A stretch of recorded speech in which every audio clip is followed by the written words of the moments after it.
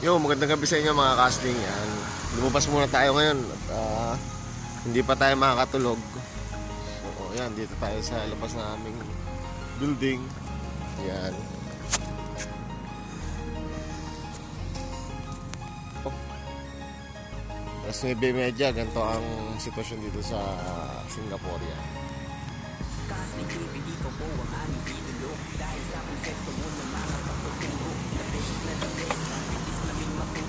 So lakad-lakad muna tayo kasi hindi pa tayo makakatulog eh. Galing tayo sa night duty. So yan. So punta lang tayo dun sa kabilang building. Gala-gala tayo. Maya-maya pagod tayo, diretsong tulog. So marami din ditong galaan sa mga palikod doon. Dun sa palikod doon ng aming building, meron din yung galaan. Punta sa market at saka sa Singsyong. Bali yun yung aming building yan. Yun yung aming pinagtatabuhang building. Tapos doon park na pwede ka doon mag jogging, exercise. So madilim dito mga casting at puro puno, walang ilaw masyado. Yan. Palingan to lang usual natin ginagawa pagka medyo hindi tayo pagod, lakad-lakad dito sa baba. Pag napagod, pampalisinip, balik naman sa dorm.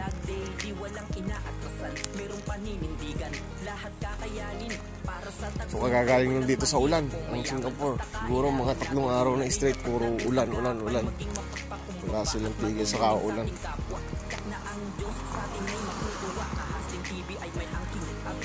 Kaya malamig dito ngayon. Ang klima malamig dito ngayon. So ito primary school, elementary. Ito naman bus station.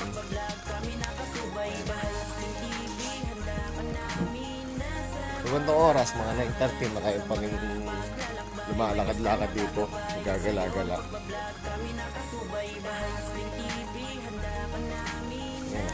Para makita nyo ang building na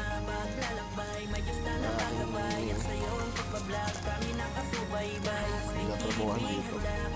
Para nag-exercise din. So dito muna tayo upo. Para maganda-ganda ang ating pwesto. Mas madilim, no? Yan, ito yung view makikita nyo. Yan. Taas ang building. Alright.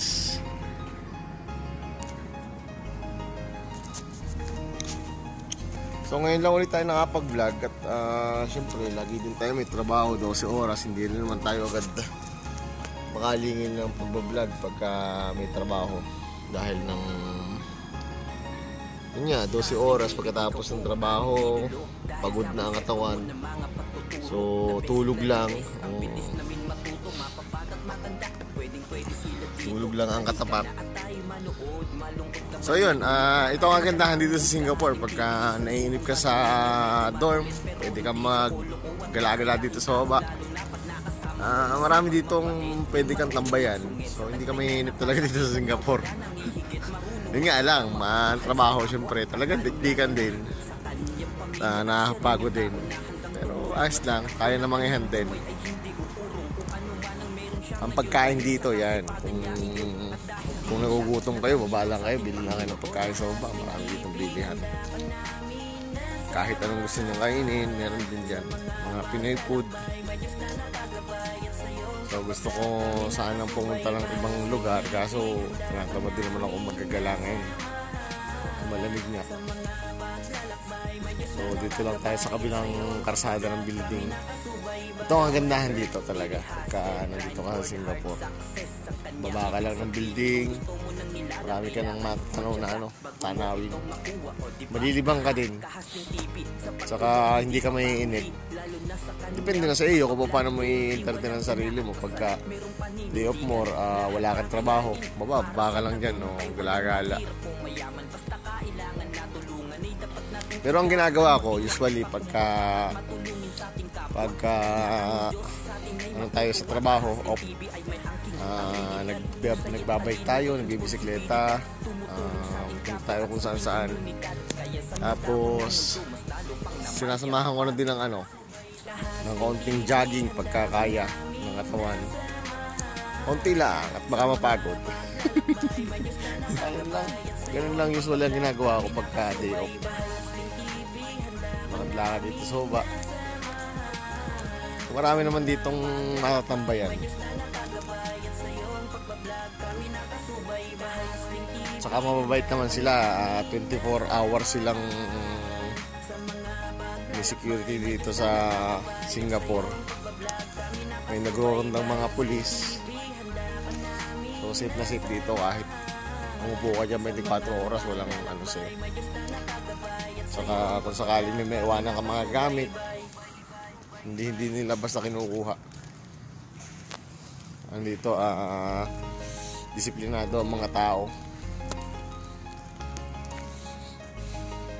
So yun, see you na lang tayo mga casting sa susunod ko mga videos. At dito na lang muna ulit ang ating vlog. So babay muna mga casting.